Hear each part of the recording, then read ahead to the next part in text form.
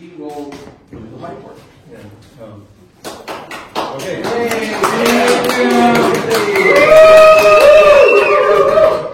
Energy. You get your $5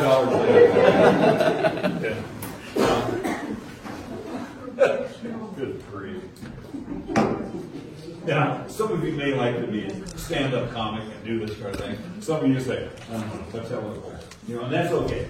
You know,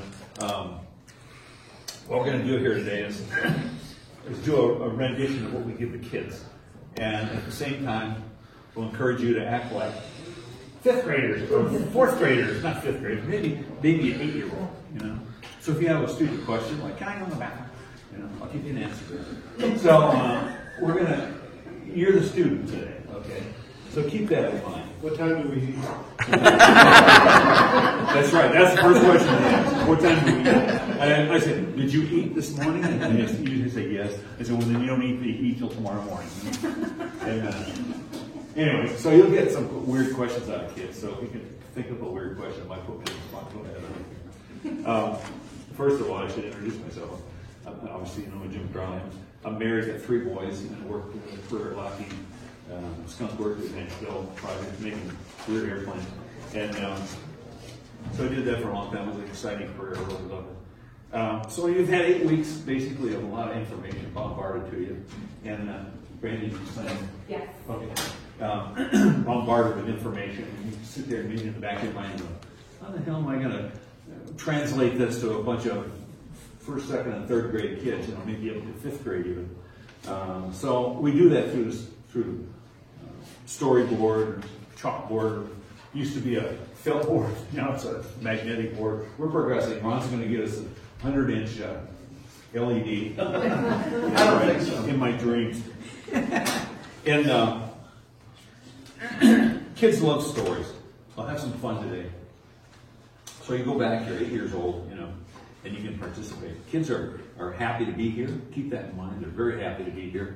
And it sets a stage for them to encourage them to learn some knowledge about nature. You know, kids will ask questions, and you ask the kids questions. And a lot of times you ask kids questions, they'll do all the work for you, and that works pretty good. I've dragged kids up here on the stage, and put a little, okay, the 3 of you, one of them doing the board, the other one kind of feeding them the little magnetic things, and another kid taking a vote whether it was right or wrong. You know, so they like to participate. What you see here today is one version. There's other people here that do this, like to do it. Some people don't like to do it. So I encourage you to see other people do this presentation. There's an outline here. If you're interested at all in what I'm doing, it kind of lays it out in Would you pass that around? it lays it out in details as far as, you know, and I'm not going to follow that right to the letter, but it gives you a good guide. So if you're interested in doing this, you can always do it with someone else if you really want to do it the first time, second time with kids. And if you don't want to do it, that's okay. You know, our goal here is to expose kids to key ideas through the storyboard and stick to the main topic list. Now, I say main topic list. Here's a list here. You can grade me and see if I cover those main points. Maybe not cover them all in that same order, but those are the things that you want to get across to the kids a little bit. Because they'll divert to a million different things. We're going to talk a lot of topics here. We'll cover those. And your presentation will vary by age. You certainly aren't going to talk about detailed photosynthesis with kindergarten kids or first grade kids, you know. So remember, you're 8 years old now. There's no wrong answers. There's no right answers. So I guess I'll just start. So good morning, kids. Good morning. Oh, look, you kids are asleep. So the thing is, introduce yourself, obviously. Get a little feel for the kids. You know, you're going to get some energy out of them. Talk to them a little bit about the taxidermy. Tell them what taxidermy is. You know, we take this apart, the skin off it, and take all the gushy stuff out, and they stuff foam in there, and plaster, and all this, and put it back together again. And the kids, and they say, these were all live except the condor is made out of paper mache, and and plastic and that sort of thing. And Olivia made that head as a casting. She made it out of, I don't know where she got the casting from, but and you ask them things like, why is there a number 8 under there? You know, and you explain that they were going to use the binoculars, you know, to find out where number 8 is flying this week. Diorama. So kids, which animals come out at night? Anybody got any ideas? Opossum, yeah. Up here are your terms. What's nocturnal mean? Night. So the animals that come out at night are in the nocturnal area. Here's Ron's favorite word, crepuscular. So that's kind of halfway between night and day, or morning and night, you know, during day and night. And diurnal, the daytime. And we see other little birds over here. So here's the question of the day for you kids.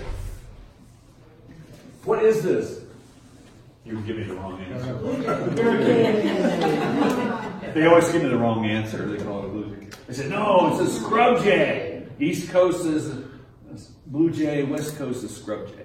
So is that stick? Look, you picked it up. Is that for this? So you could go over there and be like this? Yeah. Is that why it's loose? Yeah. I don't know if that's why, but that's what I do. It seems to stay in there pretty good. He falls over. He's been around here for years. So you use the diorama, and you'll tell the kids about the museum here. So make sure you see the museum today, kids. Discuss habitat versus environment. What's the difference between a habitat? What's a habitat? Anybody? Come on, kids, I get more answers than a 4-year-old. Where the animals live. Where the animals live. That's the most common answer. I said, how about where you live? You know, so you live in a habitat. Your bedroom, your living room, wherever you sleep and live, that's a habitat. I said, how about the environment? You know, did you see McDonald's or Jack in the Box out here? Anybody see that? I know it's a good question. Yeah, I saw it. If you saw that, you need to get the eye doctor and have them check your eyes. You know, and they will give you a yes answer to that. And so my quick answer is no, wrong environment. That's in a different environment. You know, so they get the idea between habitat and environment. Gives them a little better explanation. Ecology. What is it? Remember Janet Kubler, first day? It's a study of what? Interaction. Yeah, that is. That's my agree with that. Homes. She says it's a study of homes, and it is. It's a study of homes and relationships. We're all connected. Everything is connected to everything else. John Muir said that a long time ago, and he's right. And then I asked the kids, "Are you connected to? You have a connection to cows?" And they all go, "No." You have a connection to cows? What would you guys think? No. Okay. We'll get more on that a little later. So, in our park, we have an environment. We've got the sun. We've got an oak tree over here. This is a symbol for energy. And you got the oak woodlands. You got the chaparral, riparian zone for the water area, like we have over here. And that represents that. Depending on the age, you can talk about mountains, how the mountains form. Our valley is a valley. There's a fault going through here. You know, 5th grade kids, 4th, 5th grade kids, you can talk about this. Faults, the streams, erosion, geology. You can talk about those subjects with those kids. Energy. What is energy? Okay, I want some answers here now. What's what my car has. Yeah, what your car has, yeah.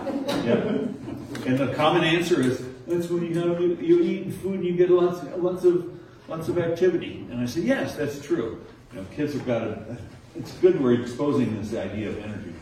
And so you talked about that a little bit.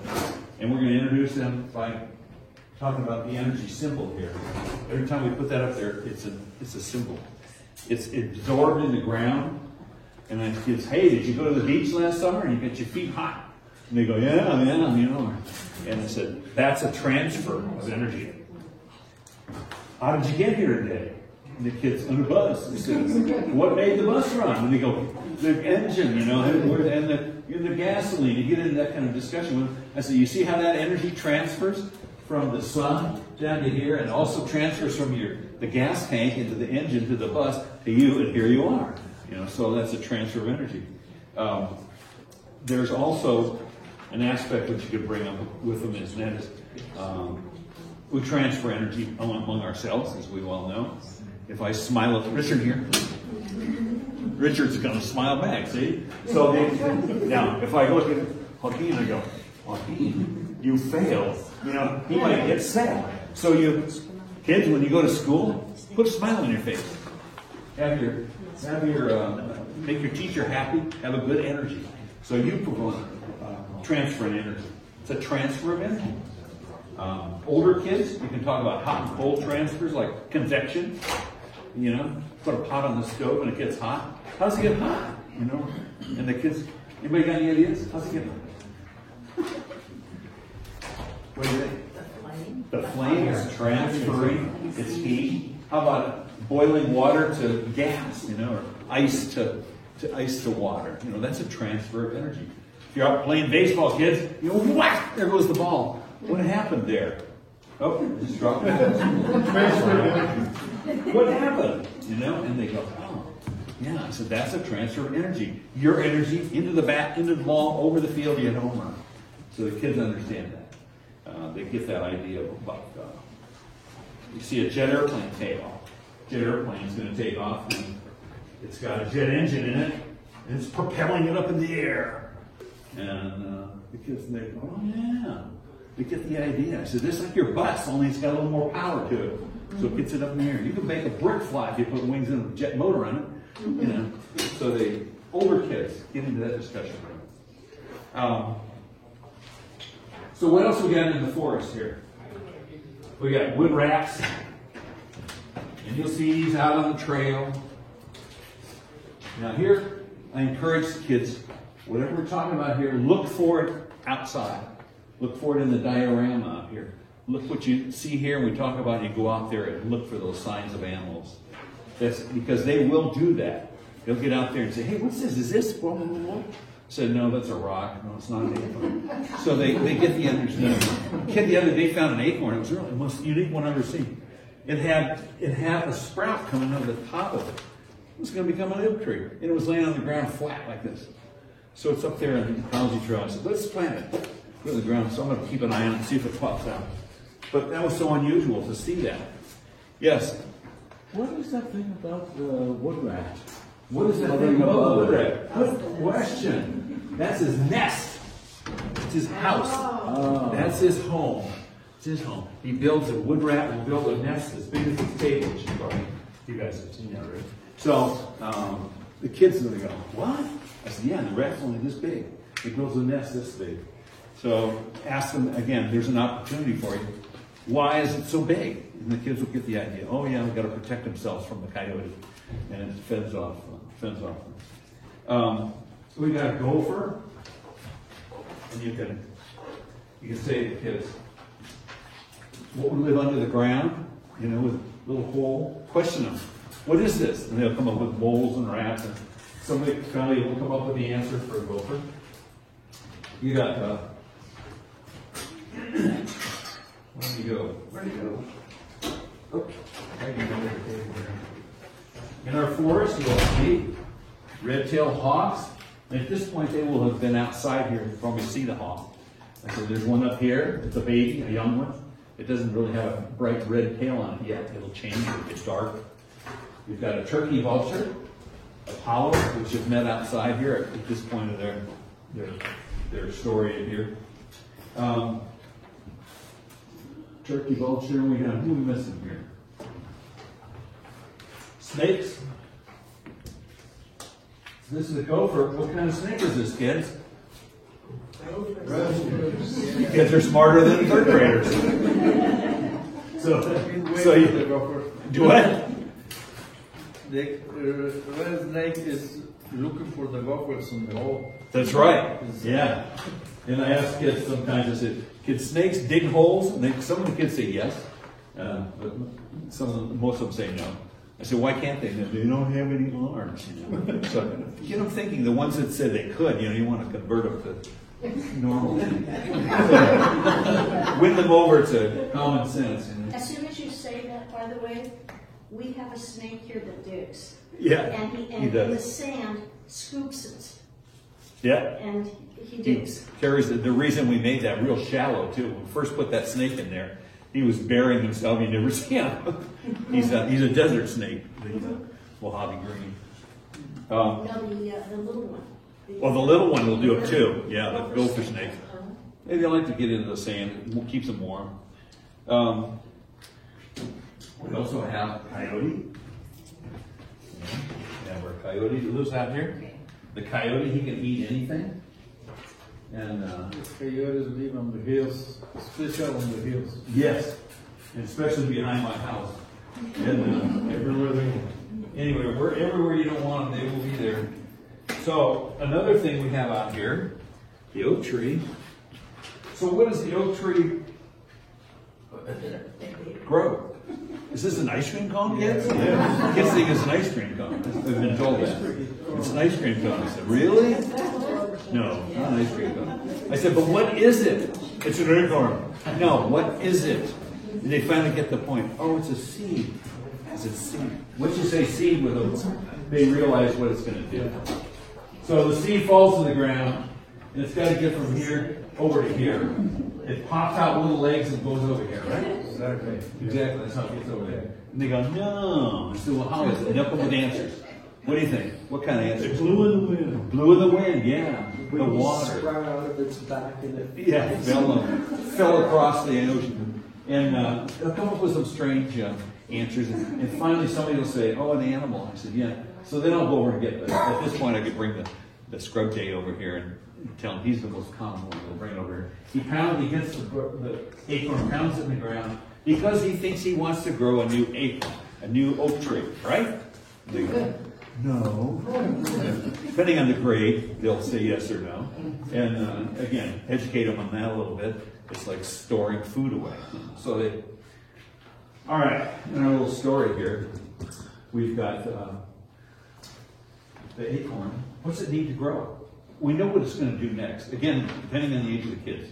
You don't insult them because if they're in fourth grade, then what's this guy doing?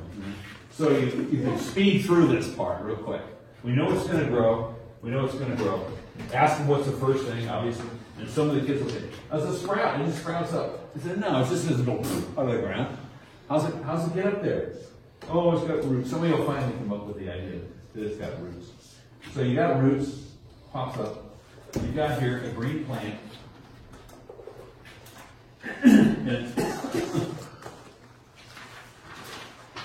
The green plant is the start, again, of the food cycle or food web. Some kids have had that, they know that. So I asked them, what is this? What's this the start of?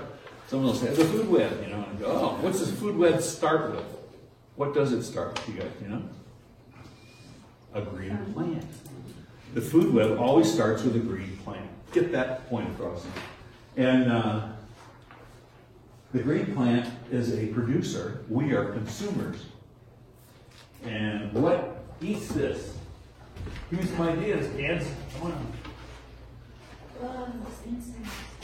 Insects. Yep, insects. What else? How about a little animal that morphs into something else? Huh?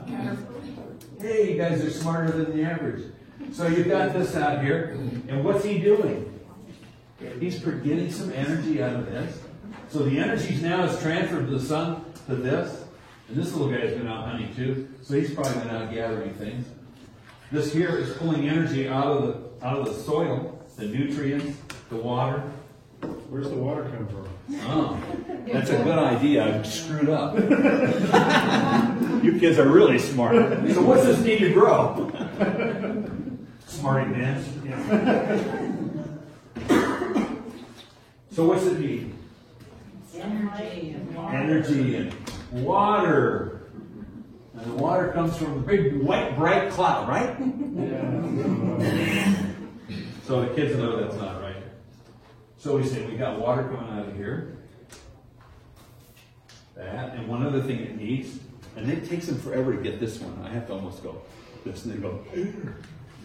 So you tell them that. Sometimes they get rid of that. So this plant now can great roots, grow the sprig come up here, and it starts the food web. Another little animal comes along here and says, I like to eat caterpillars. Boom. And a bird comes along here, boom, likes to eat spiders. And they're all getting an energy source from this. So the energy is now moving some more through here. And down here, this little guy smells this little guy down here, pulls him out of the ground, starts eating him, and he gets a little energy. This guy here sees that, says, hey, wait a minute. The buffet is now being served. He comes down here, grabs him, he's got this. Yeah. So the forced buffet is there. It's transferring its energy through the ground. And this little guy, I forgot to bring it at the beginning, you know, he pulls energy out of the soil and roots, he eats that. Yes. So the coyote, he eats anything. He's a big eater, he'll eat anything. What's that called, kids? Omnivore. It's an omnivore. So he's an omnivore, and he eats all this stuff. And in our story, our tree branch, Windy Dave, breaks off here, lands on his head, and guess what happens to this poor guy? Comes down here, crash! Boom! So the kids, they like that. They go, oh. So who thinks it's a good thing?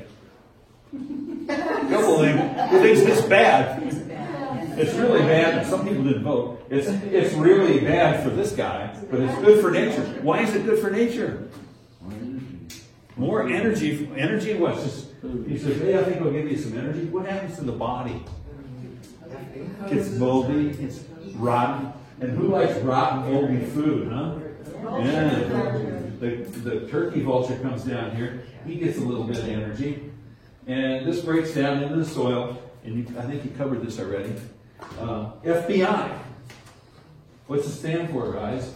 Fungus. Fungus. And insects. Breaks down and look for this out there in the logs, and maybe you'll see a rotting little animal somewhere. But you can see this in the forest happening. And then what happens is this comes around a full cycle, comes pulling up through the trees here, and through the tree. And what happens to the tree? It grows a new limb, right? And what else? What? Grows acorns. Yeah, look at this. Okay, kids, you see the cycle? The food cycle? What's going on around here starts the energy cycle. A lot of energy coming around here. These are all different ecosystems that we have out here. The chaparral and the riparian and the oak woodlands. They all transfer the energy around through here and provides a good habitat for the animals here. And you start this cycle over and over again. Now, depending on the weather you have and the climate we've had, you can discuss with kids. A lot of them, they plant adaptations and animal adaptations. If this dries up in the summer, these animals will go somewhere else where they can find food. So the animals are going to find food somewhere. If you leave your animal food out for your dog or cat in the backyard, you'll be soon visited by these little guys. They'll come into your backyard and they are nasty. So you don't want to have that. So our job is to protect this, and that's where the word ecology comes into. So ecology is the study of the homes and our relationships with everybody. And I asked you before, if you have a relationship with cows,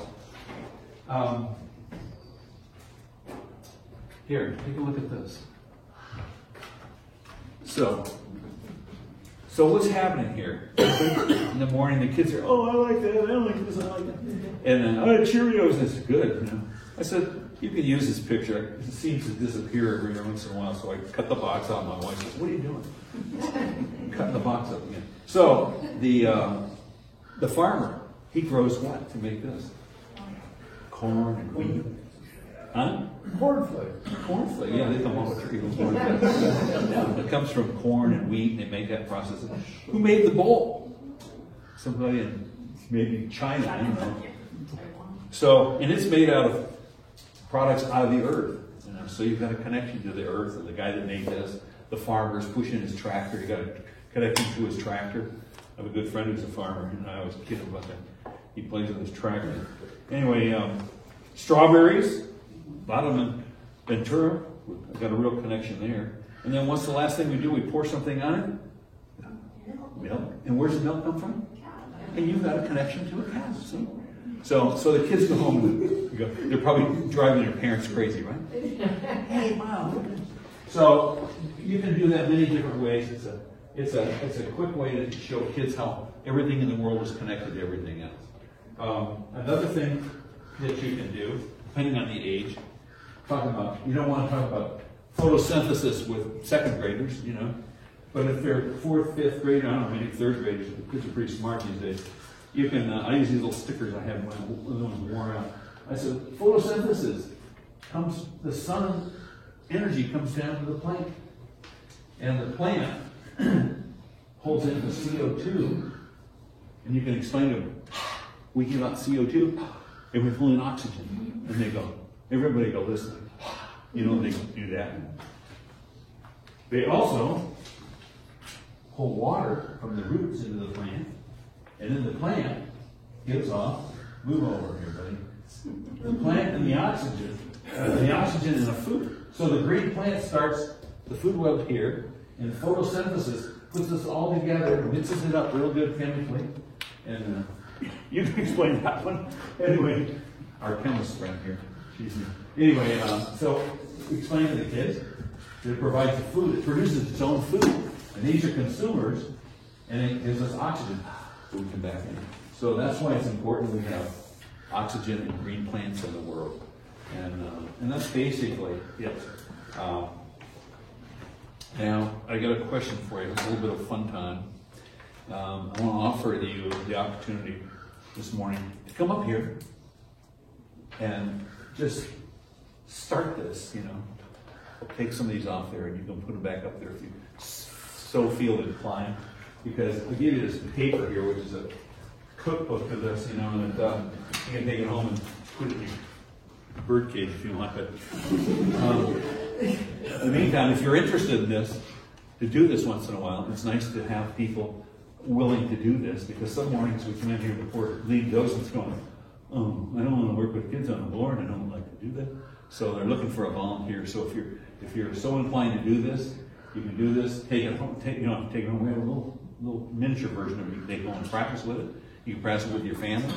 You could talk to a mirror at home and put this thing together. So if somebody wants to try their hand at this a little bit, what I could do is have you start it, go for a couple of minutes, 4 or 5 minutes, and we could break away to somebody else who wants to try it, or take off from that point and take the board and tell the story a little bit. Is anyone so inclined to try this? Don't all jump up at once. You gave them a nice overview, Yeah. but you didn't really show how we do it. So here, let me start it off, okay? Okay. Okay, little boy, get up here.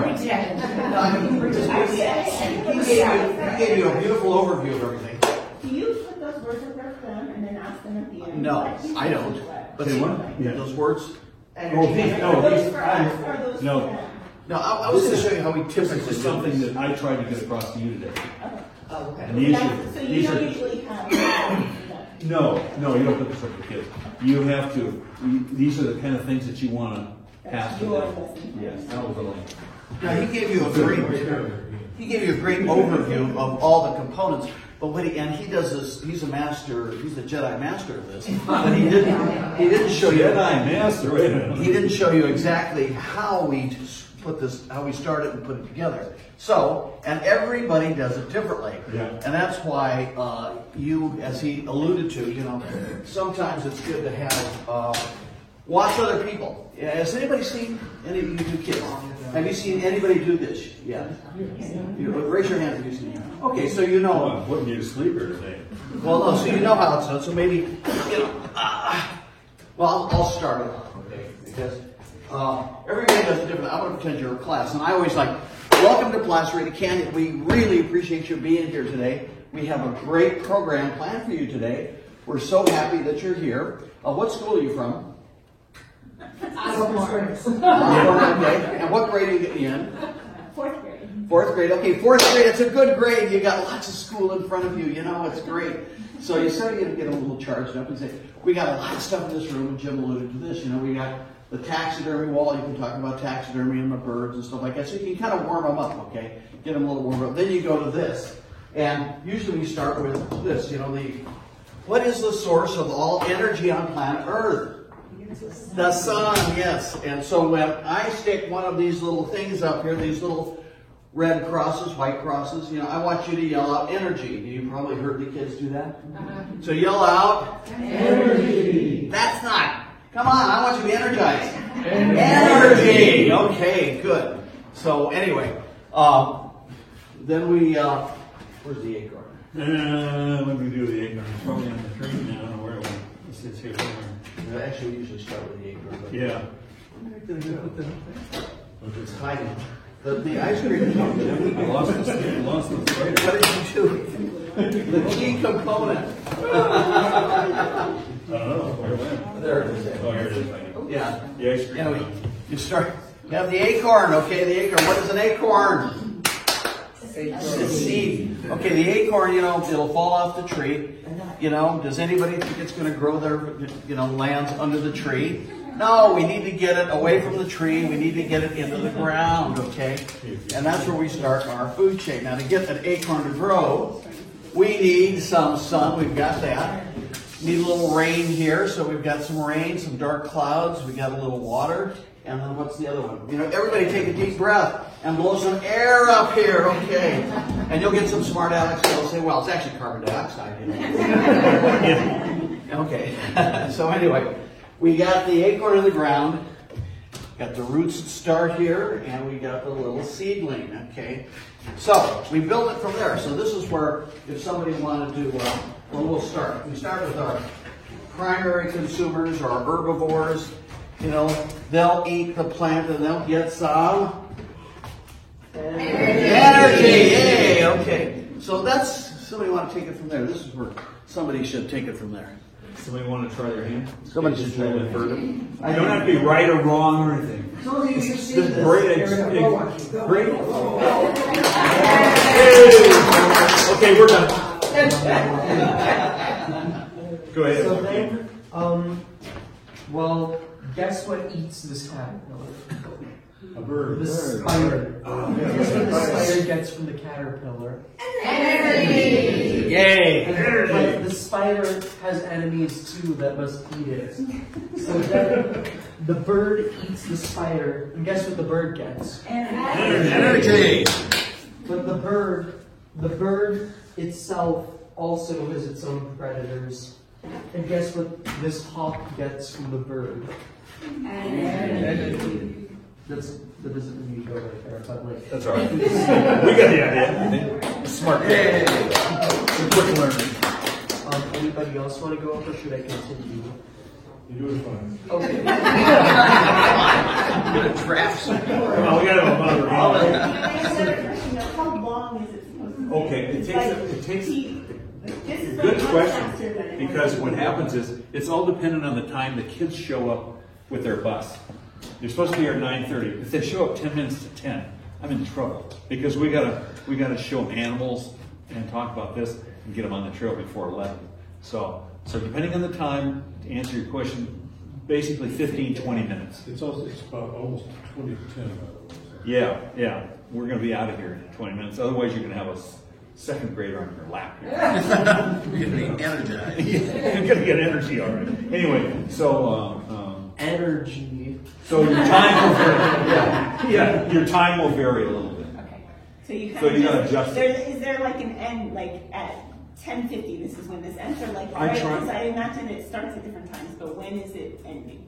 Perfect situation is like 10:25, 10:30 10:25 at the is when latest. you finish. 10:30, So boom, if you we start bring at in some 10:10, animals. We bring in animals, we've got a half an hour to show animals, and then get them on the trail. But yeah, there's no set time. Don't think it's Yeah. 10:25. Okay. It's No, like but Kim said. it's nice to like, as you're going, like during the week. Right. I mean, just Yeah. Right. Yeah. It's like if you're it's like 10:30 and you're still on the the snake. You better hurry it up. Okay? Start looking at your fellow docents back there going like this. Yeah. You'll know that you're in trouble, right? So anyway, go ahead. All right. Here, go some more. I think we've got to get some more volunteers in. Here I'll go. Oh, all right. Yay. Thank you, Bucky. Well, listen, you can go any which way you want. You know, why don't you get the snake? Get that snake. Get that snake, and then I'm going to show you a little trick here. Yeah. By the way, we have to thank Ron's wife for making these wonderful Gopher bags. snake on his way down to have lunch. Yeah. And he's gonna get some, but oops, before he eats lunch, that gopher ate some food and got some Energy! And Now, then about okay, Alexa, I want to show you something. I don't want to, this is your flow is going to breach. But what you can do is you can tie in this, like, that's what I want with the snake. here he's over You there. can say, look, and here's the gopher snake, and here's the gopher. So Oh, that's a little trick you can use. Use everything in this room. Okay. Yeah, we spent $1 million doing Yeah. There we go. And to on see it use- display, we have Yeah. actual $199. gopher. And then after he eats that, he's gonna get some Energy! There we go. And then after he has that, along comes another. Oh wait, he can't go there yet. Sorry. We. Well, I thought there was another bird. He's up there. Well, he's already up there. Okay, so he's gonna come back down. Oh, sure. Yeah. Because he was super hungry. He Yeah. couldn't get enough that day. So he flew around down and got some. Energy. There you go. Oh, the kids like it when it falls off, too. I know they always laugh. Yeah, proud. So, there we go. And the next victim, ready. Very good. Hey! Now, you know, another thing you can do, depending on the school and the kids and how they're interacting with you, some of them, there's little kids out there, I know, you know, there's a little Miss Smarty Pants who knows everything. So you say, come on up here, Smarty Pants. So, looking for a volunteer. I had 3 kids up here one day. One was going to do the board, one was over here, and we'd give them the next thing they think they need, and then the third one was going to give it was what they said, was that good or bad? You know, and the kids had a great time. We got a little out of hand. I don't know if you learned anything, but it was a good experience. You can also do another little approach by walking around arbitrarily at the beginning of the class when they're in, and hand these things out kind of through the crowd, and then say, what else was up here? You know, what's the omnivore? What is it? You know, and they'll, you know, don't pay attention to them. You know. So you say, come on up here. Where's it go? You know, let them put it up there. They love to participate in this kind of thing, and it works pretty good. So anyway, any other thoughts on it? Well, you know, I just, why don't you finish? Well, we like to wrap it up with the FBI, which you talked about. Yeah, Or we're talking about the that. FBI, the fungus, bacteria, insects, breaks down everything, and everything's go back into the soil, the oak tree grows. Yeah. So the way to learn this, I think, is just to watch other docents, you know, Yeah. and copy what they do. You'll which is see like, you know. many different approaches. I leave them usually with a thought that is, where's our position? I said, we're over here hiding behind the tree, and it's our job to protect everything. Because what if the 3 or 4 of us came down here this weekend, guys, and we're going to go down here, we're going to collect all the acorns. We're going to collect all the acorns. What's going to happen? And look at the kids, and I look at the kids, and they see me doing this. And I'm going to go, oh, they won't have any food, you know. Yeah. Or we don't like snakes, let's collect all the snakes. And snakes, we don't need those anymore. Get rid of those. What's going to happen? You know, they go, oh, the poor little hawk's not going to have anything to eat. You know? So you tell them that, get the point across to them that they don't collect things in the forest. Food, you know, that's a food for an animal. Don't collect those. And it's called ecology. It's our relationship. Everything's related. And anyway, any other comments, suggestions? Well, we purposely kept this simple like this because Jim had mentioned doing the you know, the 100-inch screen. But you know, this is so old-fashioned and so kind of funky. The kids and I think the teachers really enjoy it because you don't see something like, you see PowerPoint and you see these, you know, the automatic boards. But you know, when actually physically old-fashioned stuff like this, it really kind of, you know, engenders in the kid's mind. Like, I think it really does stimulate them. I mean, so that's why we've kept this. And we've kept it so you can make your own script. I mean, we have the basics, but you know, we're trying to teach basic ecological concepts and wrap it up really quick and give an introduction to Placerita. But you know, it's fun. So that's again, some of you that are stand-up comics, have fun with it. You know, we had one guy one day did a thing where he had all these things that appear like this, you know, and it started, and nothing else was there except all the things that are wrong. He said, so what's wrong with this environment? What's wrong with this forest? And the kids are like, oh, you can't have the coyote, it doesn't give them the tree, you know. And you make them think a little bit about their environment and their their habitat and the way it works. So that it gets them thinking. And encourage you to incorporate the kids in once in a while. Some of the kids are really bright, and you can bring them up here and say, here, you tell the story. Because if they're 4th or 5th graders, they've heard this. I say, here's all the pieces you need. I'll kind of hand them to you. You can tell the story. And they do that. And you're always going to get that one kid that's going to want to do that. So, anyway, you got any other suggestions? I had one thing too, if you become a lead docent, when you watch the board and the coyote dies, they're almost done, so you're ready to bring in some of the animals. So Yeah. you can watch the guy, whoever's doing the board, once that coyote dies. Yeah. It's kind of a progress report. It's a progress thing going on here. Yeah. But if you want to learn, I think What if you, do you have like silliness like this? Do what? Well, I thought of something, but I'll probably make myself seem like an idiot, but. Oh, here's the idiot report. Come on. Yeah, okay, so you have the snake eating, going for the gopher, and then a hawk comes by and grabs the snake, and he flies into the air, and he's really up high, and then he accidentally drops the snake. So here you have this flying snake to the ground, hits the ground, now he dies, he turns the snake over. Yeah, And now the insects come for the snake. You could do it that way very easily, because that's a truism. Hawks pick up, and owls, they'll pick up animals, take them really high, and they drop them. Yeah. Boom, I'm dead. They can go down, because let's face it, they grab a rattlesnake, they're in fear. That rattlesnake can come around and bite them. But they'll pick it up high and drop it. So that's a method, and you could use that. That would be a very good way to teach the kids how animals treat other animals. I wasn't so dumb after all. No, it was just smart. But find a docent that likes to do it like Jim. Jim will work with any of you guys and, Yeah. telling you how to do it. I'll work with any, because we want more people to do this. It seems like our current crop of docents, not everybody's enthusiastic about doing this, and so we need some help. I know when I first started, everybody fought over doing it, but now it seems like sometimes we can't Well, I came here participation. over 10 years ago.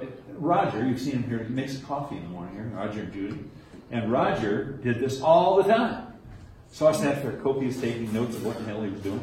And I thought, I should try that. What the heck? Kids, I enjoy kids, and it's especially if you enjoy kids and you want to get a little entertainment yourself. You get a lot of energy yourself out of the kids, as you probably well know. So anyway, I highly encourage you, and if you want to talk about this some more, or give you ideas, or you think you'd like to even try it, I'll be more than happy to come down here and stand over there and kind of, prompt you along with some kids, some really live kids, and and when they start throwing tomatoes, here's my lunch, mister. Anyway, that's it.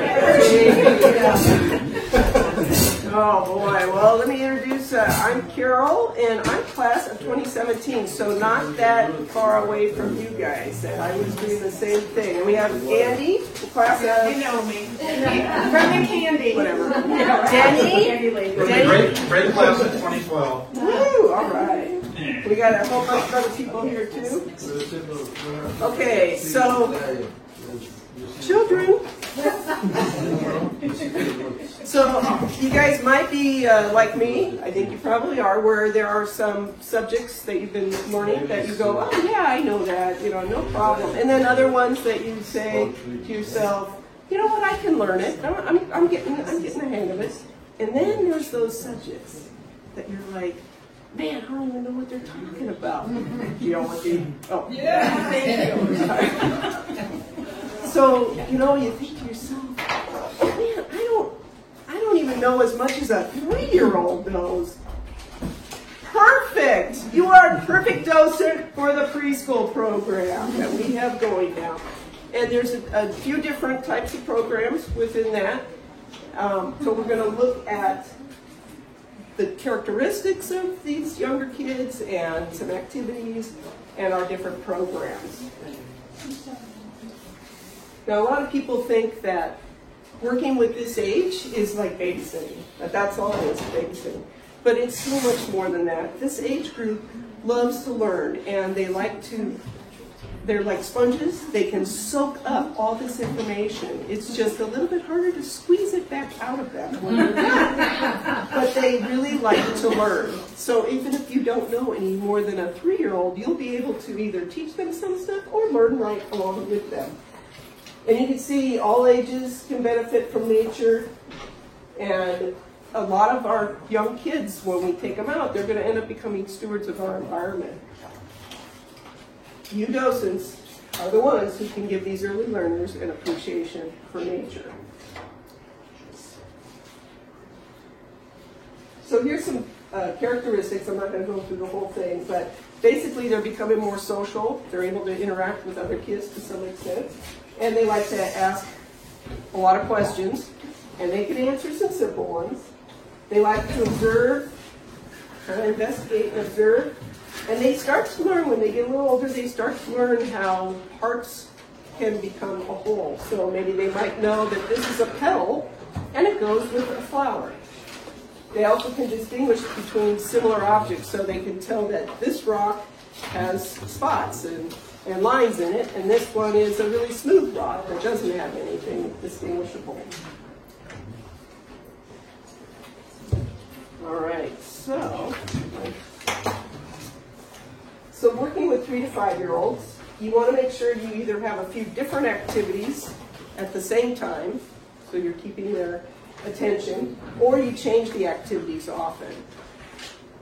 You want to take breaks when you're going outside. Some people think that they can't go hike very far, and obviously if it's really steep they can't, but I have another nature center that I work at, and we go for long hikes with our 3 to 5-year-olds, but we take breaks more often.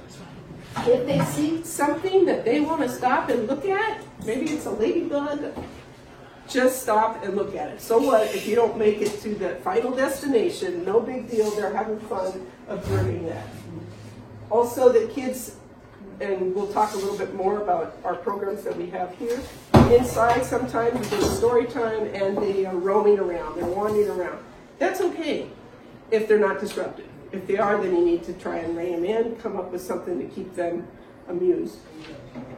And we just started this where we're introducing and repeating like science words. And they like those big words. It's surprising, but they do. Like, let's see if I can say crepuscular. Yay. Who knows what crepuscular means? No! Dawn and dusk. But that word, they may not know it exactly, but they would like to hear it, and they like to try and repeat it. All right, so surprisingly, I was really shocked that there actually are standards. The California Department of Education has standards for preschool. So we try and incorporate that at times with our different programs. And in life sciences, it's that they know the different properties and characteristics of living things, and they know changes happen in living things. And we actually have Andy over here looking at, that might have been worms, I'm not sure. That's a box of worms. A box of worms. And then we have them really observing the flowers there. Earth sciences, very similar. Properties and characteristics of earth materials, and they know that there's changes in the earth. And we have kids looking at all our rocks that are out in the parking lot. And this one, I'm just point to it. That one is actually filling her shoe with mud. So it was a time of year like it is right now with the little creek going. And then scientific inquiry. They really like, it kind of seems big, observation and investigation. But as I said earlier, if you've ever seen a kid find a bug in the ground, they can spend almost hours looking at it. So they really enjoy that. This one over here at the far end is looking at the tree stump that you guys either have seen or you will see, the tree stump that we have out there. And then we have a scavenger hunt that Brian is running there. Yes? Carol, I want to point out something maybe you're going to do anyway. California Department of Education standards, you can go online and there's pages of it, but it's summarized, I think, each age group. And if you can go in there and print that off and keep it as a reference. If you know you're going to be working with 3rd graders tomorrow or 4th graders or 2nd graders, look at that sheet and it'll give you an idea of what they're supposed to be. be doing or what they know or what they can handle. It's just a good guideline for you. I found it very, very good. It is very good. I meant to mention that this morning in there, but I didn't anyway. But Yeah, no, it's very good. I've taken kids out. We don't even, are not as concerned as like the other place that I worked at where we were, but I still use that where I'll say, oh, you're in third grade, you're probably learning about Native American, right? And it's great. I only know that because I looked online for the California Department of Education Standards. We also have them in here too. yeah, that's right. I forgot. Yeah. Yeah, they're We have all floating around here. The standards that you can borrow if you're still Forgot all about those. here. Yeah. Good. Where do you keep those, Andy? Right here. So we have that. And you're welcome to check with any one of us. We might be able to help you out if you're trying to find that. And this one, I just want to point out this. It was an activity that you can do when you're on a hike where they were trying to find the alphabet in nature. And I think she found a C. I think she was also observing it a little bit more than just looking for the C. So our programs that we have here, oh, and let me just mention, this might be a good spot. So there's resources like the California Department of Education standards, and we also, with the little ones, we have Growing Up Wild. Do we have one here? Did we establish whether we have one here or not? We've brought them in, but it's really a good one that shows different activities based on the curriculum for this. And I'm just going to pass it around. It's kind of a big, kind of awkward, but you can look at it briefly there. So our programs that we have here for preschoolers, we have the weekly animal shows. I'm probably not giving the right title to it, and the nature hikes, and those we'll talk about a little bit in a minute. We have the monthly Class Read Nature Tots. That's what fantastic program we just started. And then there's school groups, and we don't have as many preschool groups, but I know in March there is actually at least a couple preschool groups coming. And then sometimes you might have a mom's club or one of those type of groups that comes and we need to work with them. So the animal shows are every Saturday at 11, and correct me if I'm wrong for our longtime docents that might know that. That's correct. Okay. And then family nature hikes, that's every Saturday at 1. And they're Wait, sorry about that. Yeah, you got it backwards. Oh, do I have it? Oh, Animal shows are at Oh, 1. you are, yes. And the family nature hike is at 11. See, I did that just to make sure you were listening. So very good. You guys picked up on that. So a lot of different things are covered, obviously, in the animal shows. They bring out the different animals. And a lot of preschoolers go to these, even though it's not set just for preschoolers. A lot of young learners come to those.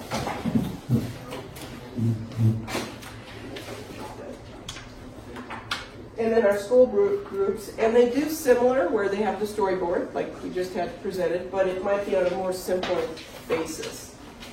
And they cover the food web, they go for a hike, there's outdoor exploration, but once again, it's just going to be a little bit simpler. And we could talk about this a little bit later, but I'm going to do it now since we have a picture of it with her. He's reading a story, and then maybe Andy can point this out over here. Oh, our caterpillar that, our caterpillar. So we made this, actually we didn't, Denny, where's Denny? He made this, and it has just a little container, and then Melanie, who's with our group also, made the bean bags that go with it. And if you happen to know the story, The Hungry Caterpillar, this caterpillar eats just way too much food, and so we have the kids throw each piece of food into his stomach, basically. And at the end, just so you know, it shows that the caterpillar shouldn't be eating all that food and should eat just some nice grass. So it's just one of the fun things that you could do with that age group. And that can be used during the week if we have a preschool group. It's not just owned by the TOPS program. Yeah. We've got a lot of resources now that we've built up that you're welcome to use with the preschoolers. And also with school groups, or if we have kind of regular people that do the family nature hikes and the animal shows, but you're certainly welcome to come and help. If you're leading a hike, you can do a scavenger hunt. It could be a picture one, since they're younger, they can't read, or you can just tell them, hey, find something smaller than your fist. Look for something smooth, something hard.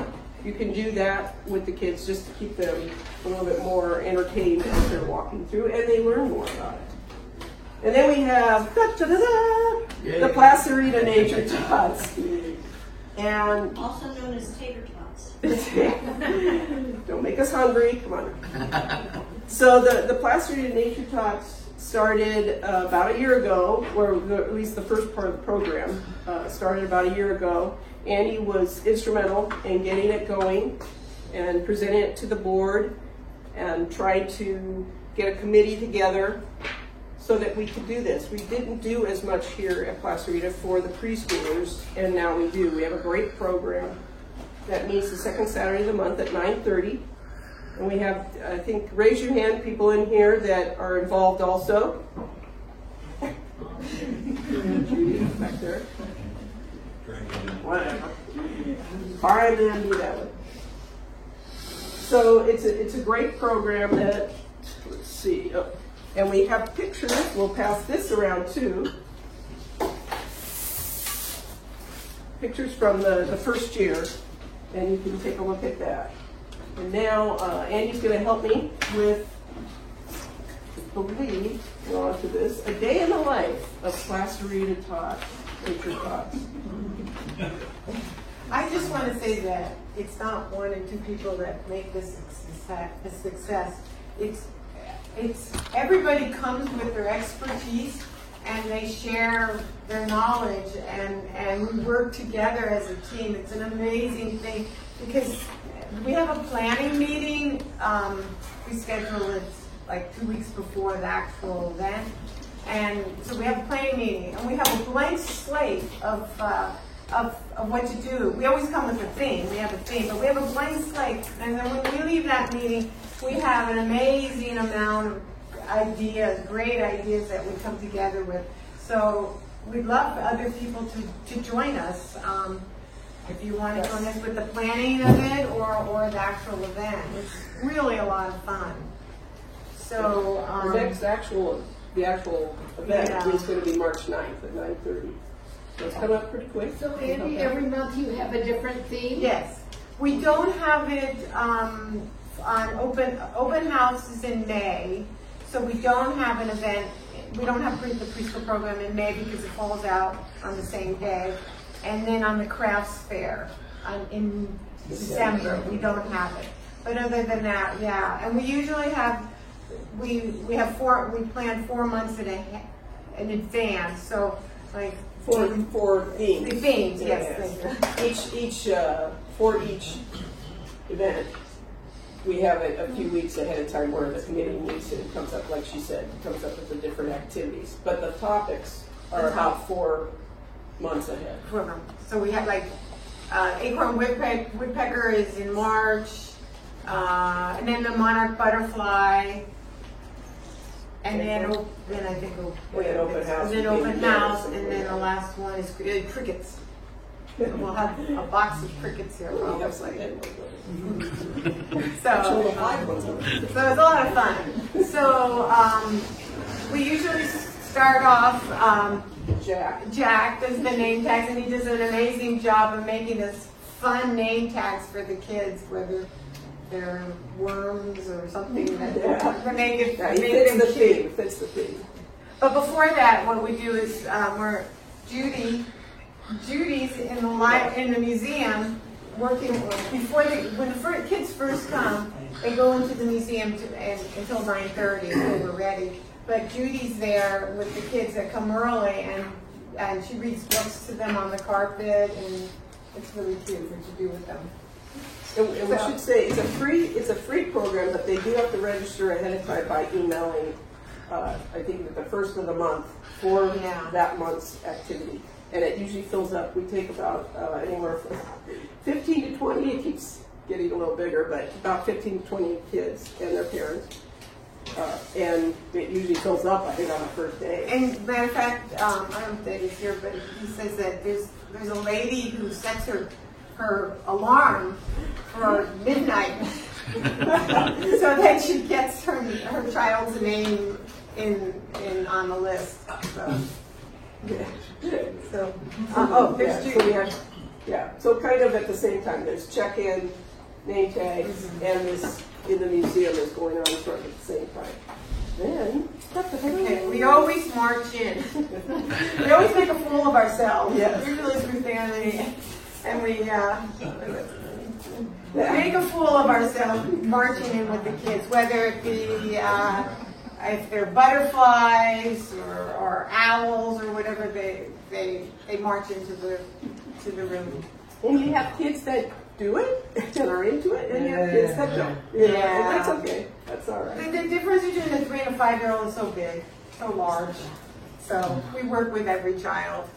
He's marching in again. I think this was the turkey one. Oh, the turkey was amazing. We actually had a real turkey here for the kids to see. It was just amazing. Yeah. And Denny gets the music.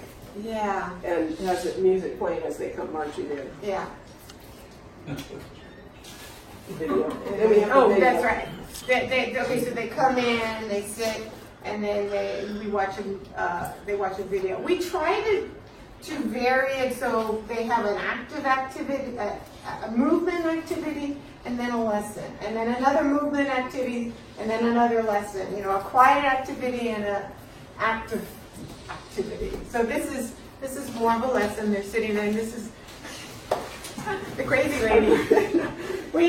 She's hyper, but she's fun. The kids watch it. Yeah, it's fun. It's a video we get up on YouTube. In case I was kind of like worried about it that hey, we're bringing kids in to watch a video, but it's short, sweet, and they get the idea. And believe me, they sit there and watch it. You can tell they're doing that at home because they're mesmerized. They really are. Okay, so then this is the lesson. This is what, like the very beginning. That's the very beginning. Yeah, I think it's like the first one. Yeah, spiders. Yeah. So and now what we're doing is incorporating whoever's giving the lesson. Like Sue Sutton gives the lesson now. She gave it last time, and we're incorporating the wild, wonderful words into the lesson. So everybody. We decide at our planning meeting like maybe 4 or 5 words, and we concentrate on these words, and that's what we talk about with the kids, these words. And so we also give this to the parents so they can work with the kids, you know, with the same words at home. So I'll pass that around if anybody wants to see if you know those words. This is still part of the lesson. So another lesson. Yeah, Melanie was our regular. She was doing it. She's not able to do it for a while, then she'll be back. And then with our movement, maybe we're pretending like we're flowers and we're growing. Some of the stuff we've also done is for like bears, we did hibernation. So we would turn the lights off and they had to hibernate and sleep. Then turn the lights on, okay, it's warm, you gotta get up. And we've done the reverse with like nocturnal animals, so bats and the owl one, where when the lights were off, they had to run around or fly or whatever. And then when the lights were on, they had to sleep. So they have fun. And this is just, I think they're growing into a tree or a flower. I think so. And Ruthann is game enough to do that all the time. That's Melanie doing another, whatever it was, type of movement. Oh, Judy. That's a great picture there. She's having fun. Story time. Oh, sorry, go ahead. No, that's fine. She's really animated and she's great with it. It's either Judy or Herb does the story time too. She loves doing it too. And there are times the kids totally know the story. They're going on, they're saying the words, they're saying, oh, I know that. That's okay. They love repetition at this age. So don't, if you happen to be helping and you're doing the story and they seem to know the whole thing, great. They're they're perfectly happy with that. And they'll learn it a little bit more. We're breaking it. We broke up into, I call them stations, centers, Yeah. stations. Yeah, usually around almost 10 o'clock, we break up into stations, and we have usually like 5, 6 tables maybe in the other room, and we always have a science table, looking in the microscope at bird feathers or whatever. We usually have a science activity, maybe 2 craft ideas, and we've got, here's an example of what Brian did.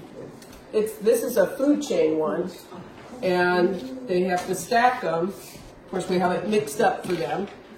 We had to put it in order so that, Andrew and I knew how to do it. But, so they would so grass, then cricket or grasshopper, mouse, I'm not sure, that's kind of the same. And then a snake goes after the mouse, and what do we have? And an owl goes after the snake. So they do that. We also have one for life cycle. And Brian, who's leading the group today, the school group, he has put together almost every one where we've had the different, either a life cycle or like food chains. He's done a great job on that. Yeah. Oh, actually, I want to tell you. Oh yeah, that was cool. It's a bat. It was the bat one, and there you can't see it, but there's a pie tin on the other end, and so the mom or parent or whatever talks into one end, and the kid is listening and hears it, and it kind of shows the echolocation, how bats communicate and find their animals and it was the cool. bugs that they're going to eat. And you can see that he was having a great old time. Those are the worms. We had a whole box of worms. It was kind of creepy, but the kids loved it. They did, yeah. They really liked that. And Andy's great getting in there. She didn't mind. I didn't. There's bats. Denny and Sue Ellen. Sue. And actually that's a bat skeleton they're looking at. But they may have been asking questions. A lot of times that could be what they're doing. Is the parents ask more, the kids ask us questions, and it may not even have too much to do with what the actual activity that they're looking at. Well, that was the beginning too. Yeah. That was the spider web, I think. Yeah, they were demonstrating. They would take the cotton balls and over here, and then they made the web, and they would throw the cotton balls at the web to show how they get caught. Right, how blood would get caught by a spider. Yeah, that was cool too. I forgot about that one.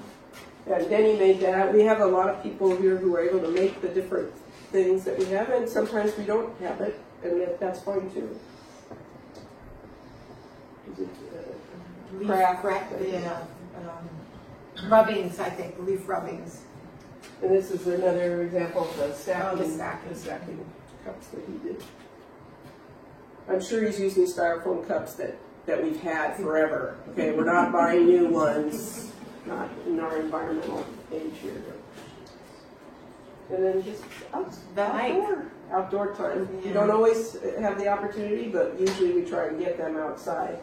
Right, we try to do a hike each time. Like this time they're going to go looking for hike down to the tree to look at the acorn woodpecker tree with the holes in it. And we've gone. Oh, last month they picked up acorns, and we went down over by the bridge, across the bridge, and they planted acorns in the ground.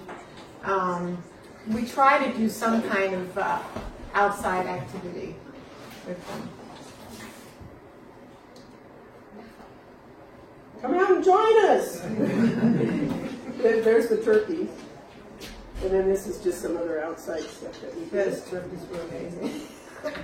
So even if you only know as much as a 3-year-old, you are welcome to join us. Yeah. And does anybody have any questions? Any words of wisdom? And let me know if you want to be on the email list for the planning.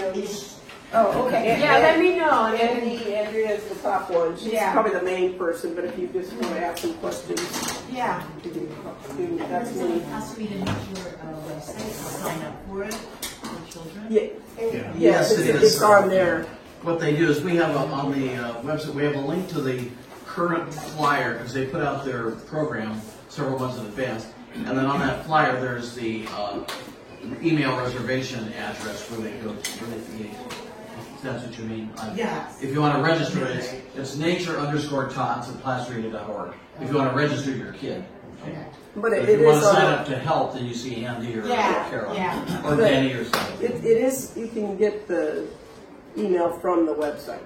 Yes. Because it's not the same as just emailing Placerita, so, but you can get that. Well, yeah, it's a special email for the kids to register because, as they said, it's very popular. We have one of our docents, John Whitaker. He gets up. I think he was getting up at midnight to get his grandchildren registered because he wanted to make sure he got the. Yeah, I gotta get my nephew, just turned 3, so I gotta get my nephew in there. Great nephew.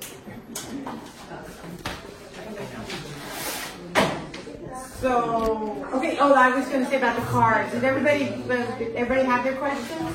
We'll do it right now. We'll do it later. Yeah, everybody has a question. Yeah. Okay, we'll do it when I'm done. Does anybody have an answer? They better have an answer.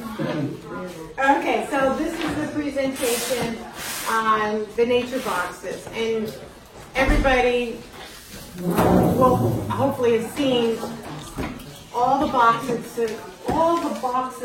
except the screen, which is Janet Kugler, who will be coming next week, I believe. Yes. Yeah, so she'll be showing her box, but you've seen every box. I think there are 8 boxes. So I just want to go over the purpose of it and how they're being used, and then we'll just take a quick look into the third box.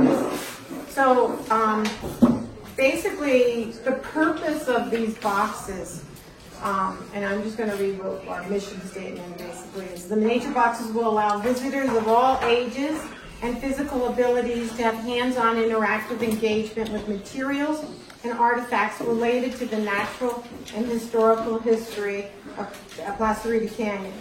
In addition, the nature boxes will encourage participation by those docents who are either unable to hike with the public due to physical limitations or prefer not to hike. The boxes will provide those docents with activities to interact with the public without going out on the trail.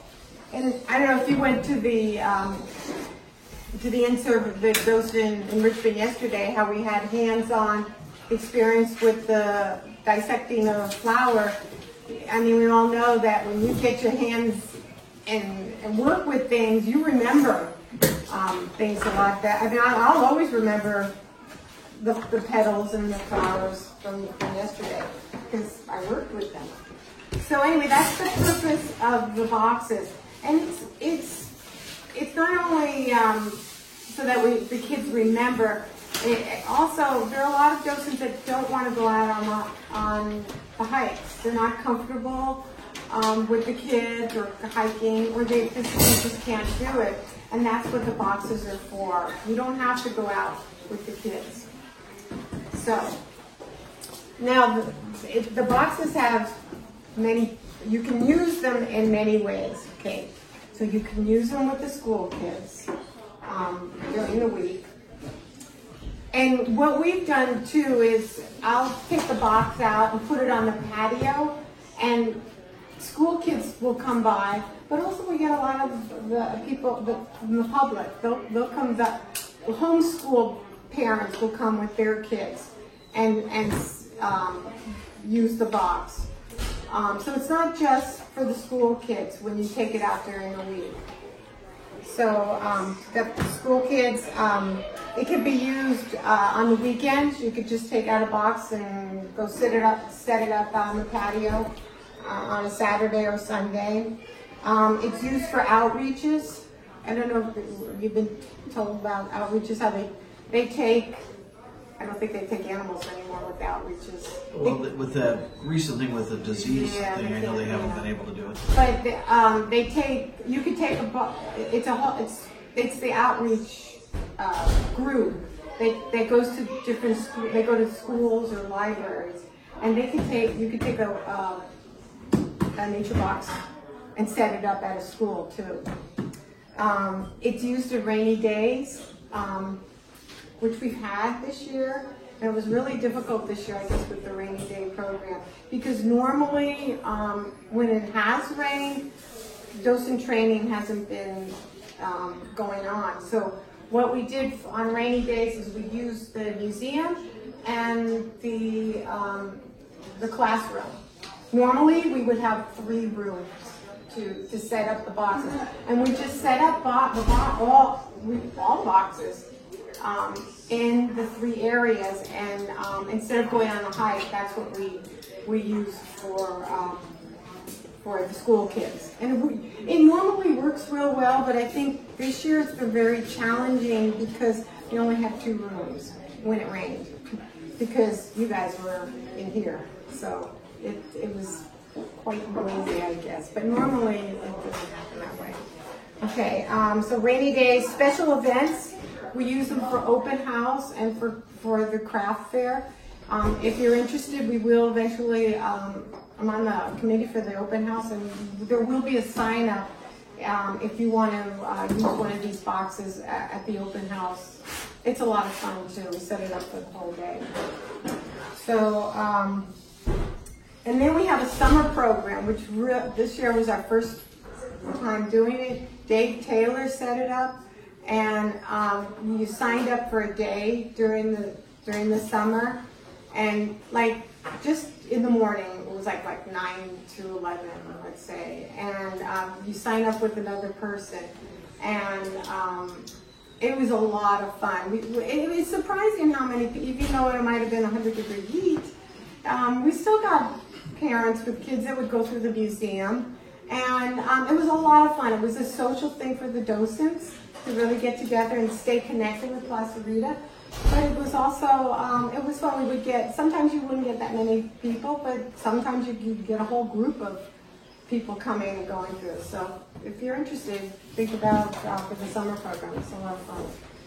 And, okay, so that's what we use them for. Okay, I've written that it's best to, we usually have a docent training of the nature boxes, and we probably will have it maybe in a couple months. But the best thing to use it is if you get somebody who's used it before, is experienced with the box, and you work with them. Go out with another person with the box. Unless you just take a few items out, you could do it yourself, but if you're going to take a whole box, get some help with the box, because there's a lot in there. Okay, and when you take it out with the school group, if there's a school group going on, the best thing to do is tell the docent, the lead docent of that day, that you're going to take out a box. And the lead docent will tell everybody, all the other docents, to look for that, let the lead docent know where exactly you're going to be located too. You know, you could be out on the patio. Sometimes we've taken it down to the cabin, and we've done the Pioneer box down by the cabin. That was kind of fun. Yeah, that was, so let the lead docent know where you're going to be located and what time you're going to be there. And then they will tell the rest of the docents, so they'll know to come by to you. Because if you don't tell them, sometimes they have no idea you're going to be out there, and then they'll tell you later, I didn't know you were there. So let them know that you're going to be at a certain location. Okay, so the boxes. There are 9 boxes. Most of the boxes are in this room, and they're labeled. We've got geology, birds, mammals, and plants here. And we've got reptiles and amphibians and arthropods there. Oh, and then we got Pioneer toy box down here too. And then in the other room, it's locked, is the stream box, and the Tatavian Indian box. Now, if you want either of those boxes, it used to have a key, but it's gone. So you just have to get somebody in the office to open up the cabinet. And that's no problem though, if you want to use those 2 boxes. But the rest of them, they're not locked.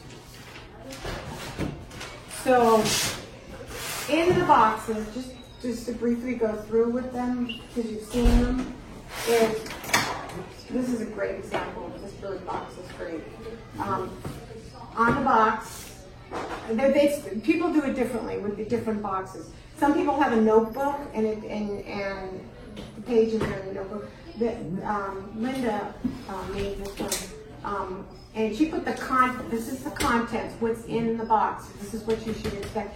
And if you take it out, it's really helpful if you make sure that you put back everything that you took out. So go look at the contents, and then you're gonna kind of check it over briefly to make sure that you're returning everything in good condition. Also, in mobile boxes, there should be a picture of how to set it up. If you want to take if you want to use the whole box, it'll show you how. Linda's box is self-explanatory. She's got, let's say she put everything in an envelope, and it tells you what it is, and gives you directions on how to use it. It's really simple. Yeah. So that's with this box.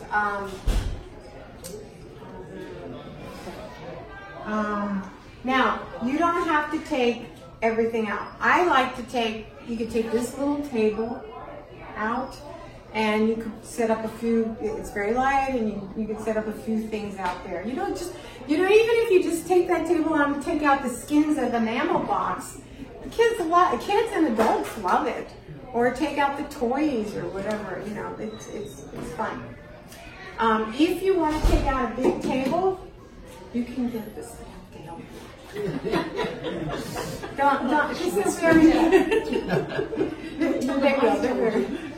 They're very willing to help you. But, because these are heavy, so get them to help you take it out, and they'd be more than willing to help you get it out. Okay, so if you've got ideas about a box, let me know. Or if you using a box and you have some suggestions and how, maybe some new materials or whatever. I'm looking for people that are interested in doing earthquakes. If anybody's really good at that, wants to help demonstrating earthquakes to kids, I think that would be a neat thing. So if you've got some ideas, please let me know. So, but if you have some ideas on a box that you'd like to, make, go for it. Let me know. Okay. I gave you the names on the paper of the people that are in charge of the box. I should have put their emails, but you could look it up on the list. So those are the people that if you want to contact somebody about a particular box, or you want to ask them if they would help you, those are the people that help. So I encourage everybody to take the boxes out. It's a lot of fun, and they're easy. They're easy to do. So. Yes, I just want to tell you guys that she was saying that with the rainy days, I was here on one of the rainy days with the school group, and we could only be in those 2 rooms, the museum and the projector. And we used the boxes. I'd never done this before with a rainy day. And we had a kid say, "This was the best field trip ever." I'm like, really? I mean, it just looked like chaos. But there was so much fun, and it was great. So the boxes are really valuable. Yeah. they're a lot of fun. You know, you don't have to know a lot about it. You know, it's, you know, some people are intimidated about going out on the trail. You know, but they're a lot of fun. So, any questions?